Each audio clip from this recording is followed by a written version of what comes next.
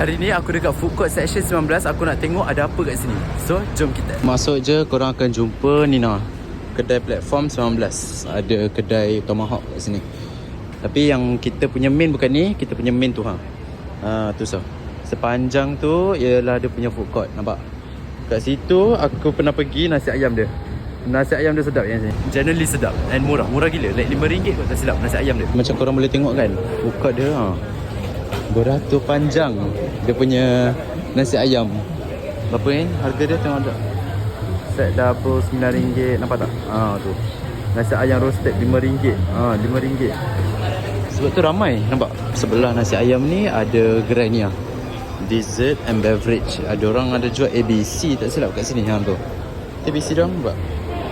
ABC Commuter. Kat sini pula nampak ni ada sotong kangkung. Soto kangkung RM8 Lepas tu nampak dia jual keropok-keropok. Banyak juga keropok-keropok kat sini, nampak tu. Keropok lekor satu set. Apa lagi? Keropok gemuk. Keropok gemuk korang. Apa lagi? Lontong. Ada lontong. Kat sini ada lontong. Instant pun ada. Set dengan sos. Rempeyek pun ada. Rempeyek ni apa? Rempeyek ni warna orange.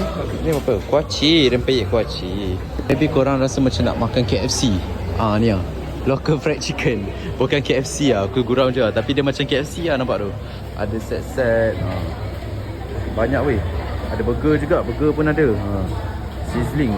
Sizzling pun ada kat sini. Nampak tu lah. Kat sini pula dia ada jual dia apa ni? Kari pak pahlawan. Pak pahlawan dia? Ada kentang, daging, ayam, sardin. Kentang, daging, ayam, sardin. RM3-4. Betul. Oh. Ayam premium ada, ayam telur. Ayam premium? Ayam. Ayam premium dengan telur Ayam telur. Oh, kat sini juga ada buat jual kuih ni. Kuih pun banyak ni korang nampak. Macam-macam kuih ada. Ada juga ni nasi apa ni? Brown rice. Banyak juga ni And aku tengok kat sini ada juga takoyaki. Ni takoyaki. Mrs. Taco. Tapi kat sini nampak macam dia jual air je. Mojito, milky, ice blended. Tu takoyaki.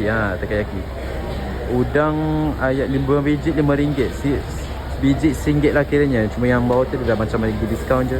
Lagi banyak, lagi murah korang dapat. Nampak waffle. Waffle pun ada RM5 je. Satu lagi aku lupa nak mention yang dekat sini nampak ni. Kat belakang aku ni ada taman. Ada taman, nampak? Lepas tu ada tempat kawasan-kawasan rehat macam ni. So kalau korang macam ada bawa anak-anak kan, korang makan kat situ, anak-anak korang boleh main, nampak? Lepak-lepak kat sini ke. Aku boleh kata is dekat sini food court dia bagi aku macam tak adalah banyak benda sangat. Tapi yang paling best kat sini diorang punya nasi ayam Sebab nasi ayam kat sini murah gila, like RM5. RM5 macam-macam korang boleh dapat. Korang boleh datang kat sini. Dekat food court section 19 dekat food court section 19. Ada je makanan kat sini. Korang tengok ada apa yang korang nak korang beli. Okay, so apa-apa pun jom kita.